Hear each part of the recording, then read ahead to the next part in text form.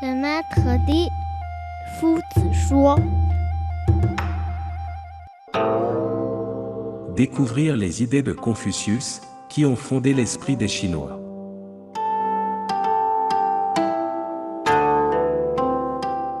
Avec la moitié des entretiens de Confucius, on peut gouverner le monde, disait-on autrefois, soulignant l'importance de la pensée de Confucius dans le domaine de la politique. Sa vision politique continue de guider les dirigeants et d'inspirer les citoyens chinois. Aujourd'hui, avec la professeure Cholin, nous allons plonger dans les réflexions du maître sur la manière de diriger un pays avec sagesse et équité.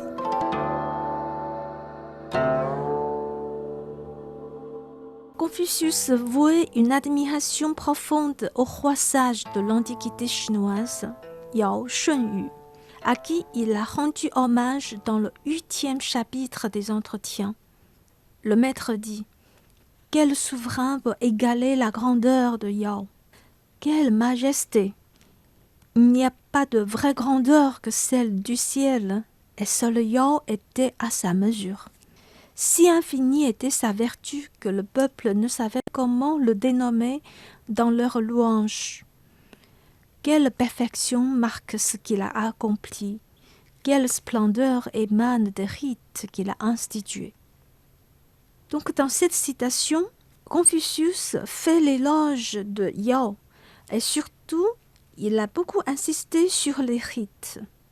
Les rites en chinois, li, constituaient la clé de voûte de l'édifice social de la Chine antique. C'est par les rites que nos ancêtres faisaient la distinction entre les civilisés et les barbares. Li désignait au départ le rituel du sacrifice offert par les souverains aux ancêtres, accompagné de musique et de danse.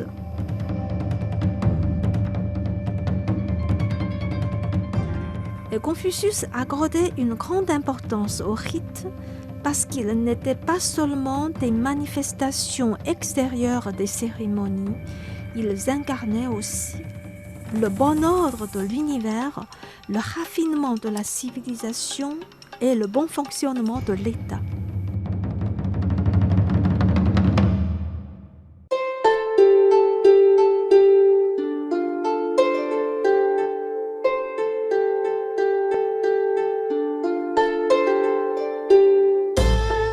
Le grand Yu fut le roi qui a lutté contre les grandes inondations pour assurer la paix et le bonheur du peuple.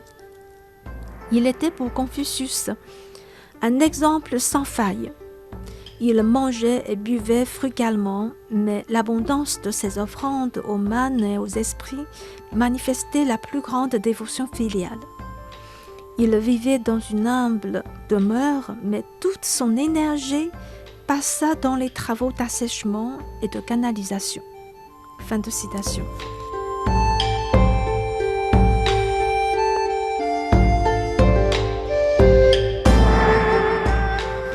Aux yeux de Confucius, les rois fondateurs de notre civilisation ont institué les rites et assuré la bonne marche de l'État. Le maître dit « Grandeur et majesté de Shun et Yu ». Ils détenaient en leur pouvoir tout ce qui est sous le ciel, sans en rien retenir pour eux-mêmes. 巍巍乎舜禹之有天下也，而不欲焉。 Pourtant, à l'époque de Confucius, le pouvoir central des dynasties des Zhou connut déjà une décadence au profit des pays vassaux les plus puissants qui se disputaient l'autorité, motivés par un esprit hégémonique. En même temps, se développait un cynisme politique qui se moquait de toute crainte spirituelle et de tout sens éthique. C'est dans ces circonstances historiques que Confucius souhaitait rétablir l'esprit authentique du rituel, la voie des rois sages anciens. Le maître dit « Les rites établis par les fondateurs de notre dynastie Zhou s'inspiraient de ceux des 2 dynasties précédentes, Xia et Shang. Quelle noblesse, quelle perfection! C'est à eux que j'adhère pleinement. Cette volonté de retour à la tradition n'est pas un esprit conservateur ou réactionnaire, mais plutôt un effort de retrouver une forme d'équilibre social parce que les rites guident les rapports politiques et sociaux. Confucius voulait s'engager dans la vie politique. Il avait sa pensée politique et tout un programme de gouvernance. Pour gouverner, comme nous venons de le démontrer, il est primordial de respecter les rites.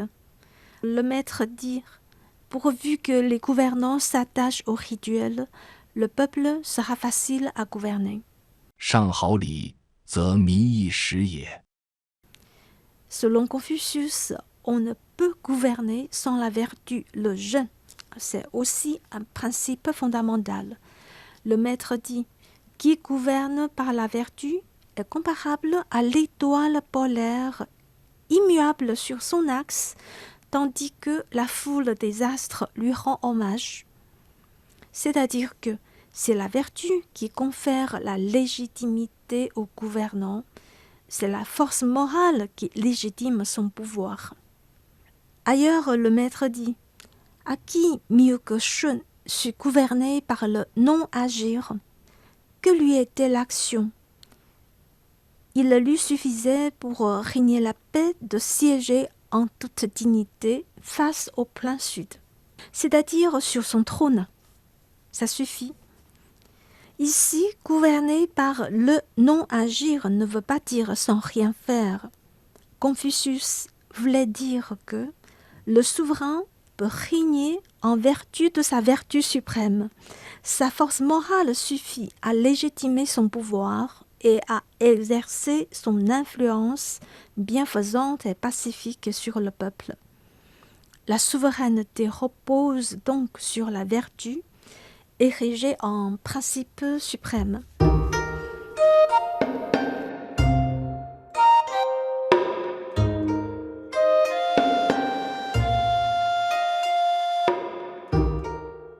Un jour, un de ses meilleurs élèves Zigong est venu demander ce que c'est que gouverner, ou bien l'art de gouverner, et le maître lui a dit « C'est veiller à ce que le peuple ait assez de vivres, assez d'armes, et s'assure sa confiance.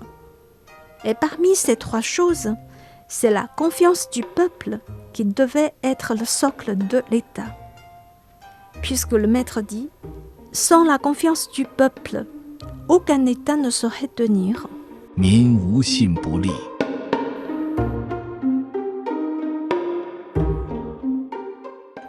Notre philosophe a très tôt compris l'importance du peuple.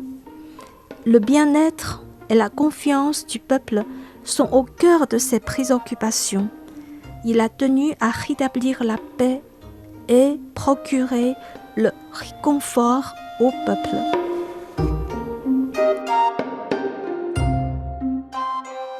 Le maître avait un disciple, un autre qui s'appelle You Zhuo, à qui le duc Ai Gong est venu demander conseil, parce que dans son royaume, les récoltes étaient désastreuses cette année-là.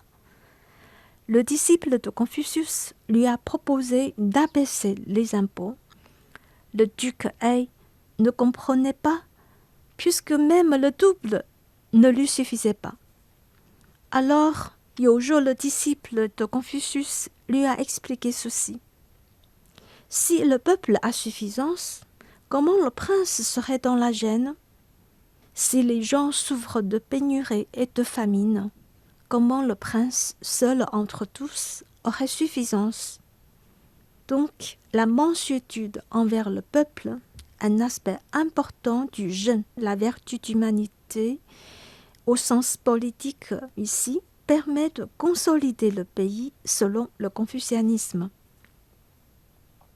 Un autre élève, Ji Kangzi, qui est venu interroger Confucius sur l'art de gouverner, le maître lui a dit « Gouverner, c'est redresser le gouvernail.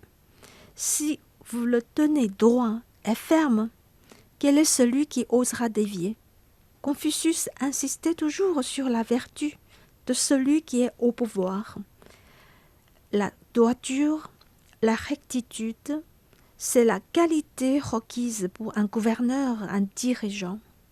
Plus tard, il dira, lorsque la rectitude est dans le souverain, tout marche sans qu'il commande. S'il n'est pas lui-même droit, il a beau donner des ordres, personne ne la suit. Confucius sentait qu'il lui incombait un mandat céleste. Il n'a jamais cessé de se cultiver et il nourrissait de grandes ambitions politiques sans pouvoir les réaliser. Sachant que ses ambitions politiques n'ont jamais été égoïstes, c'est un homme de bien qui se souciait peu de ses intérêts matériels. En revanche, beaucoup de ses disciples sont devenus plus tard des fonctionnaires aux postes importants. Nommé gouverneur de Qufu, Zixia, son disciple, s'enquit de l'art de gouverner auprès du maître qui lui dit « Pas de précipitation, ne prends pas en considération les petits avantages. Qui veut hâter les choses n'atteint point son but, ne voit que petit profit, ne permet pas d'aboutir dans les grandes affaires. » C'est que Confucius savait que gouverner demandait du temps et de la patience. Il fallait obéir aux règles des choses. Trop de précipitation nuirait au développement dans son rythme naturel et ralentirait la course des choses. Donc le maître dit, même à l'avènement d'un sage roi, il faudra encore attendre une génération pour voir régner le jeune. Et ce n'est qu'après 100 ans de gouvernement par de bons souverains que l'on pourrait en finir avec les crimes et la peine de mort. Ce que Confucius voulait réaliser, c'est une société réglée par l'ordre moral et la vertu d'humanité jeune. Et c'est une grande entreprise qui ne peut se précipiter. Voilà les principes ou bien les moyens pour Confucius qui veut donner des leçons de sagesse dans la gouvernance politique. Dans le 16e chapitre des Entretiens de Confucius, on trouve une conversation très longue entre le maître et ses deux disciples sur une intervention militaire projetée par le chef du clan Qi. Le maître y a fait preuve de perspicacité dans son analyse sur la gestion des relations entre les différents États ou clans et sur la gouvernance d'un pays, ainsi que sur les interactions entre les affaires intérieures et les affaires extérieures d'un État. Selon Confucius, la question qui préoccupe un chef d'État ou un chef de clan, ce n'est pas la pauvreté, mais les inégalités. Ce n'est pas le manque de bras, mais le manque d'harmonie. En effet, quand il y a égalité, il n'y a pas de pauvreté. Quand il y a harmonie, les bras ne font pas défaut. 不患寡而患不均，不患贫而患不安。 Voilà une maxime très très importante et qui est toujours reprise aujourd'hui. Dans cet entretien, Confucius a démontré l'importance qu'il faudrait accorder à la redistribution des richesses et à l'égalité sociale, sur la base de laquelle on pourrait construire un pays prospère et harmonieux, où le peuple pourrait vivre dans la paix et dans le bien-être.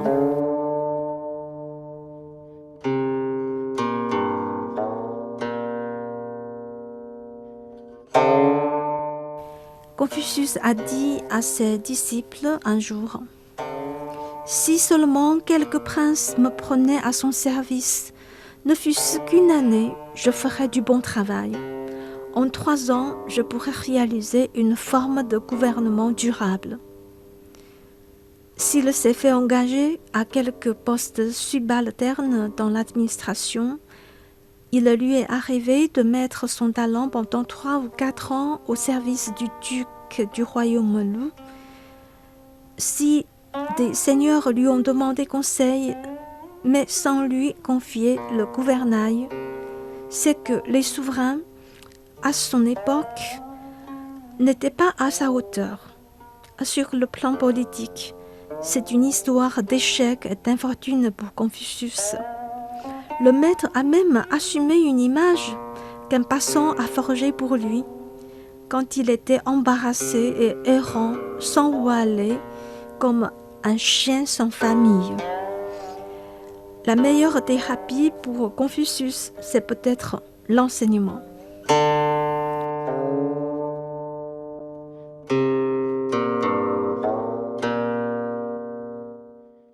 À un âge avancé, après un long périple pendant des années, Confucius est rentré dans sa terre natale pour prêcher son enseignement, qui se résumait en 4 aspects. L'étude des textes anciens, la pratique de la vertu, la loyauté et la fidélité à sa parole. De cet enseignement, des fragments nous sont parvenus sous la forme des entretiens entre le maître et disciple, recueillis et compilés tardivement et publiés à titre posthume. Ce sont des discours directs qui nous aident à reconstituer partiellement des scènes de conversation d'il y a 2500 ans. Qu'en dire, c'est faire. Ce sont des discours susceptibles de passer à l'action. Confucius est parmi les penseurs qui veulent agir. Et aujourd'hui, la meilleure manière de rendre hommage à Confucius, c'est sans doute de pratiquer le confucianisme et d'en tirer le meilleur parti.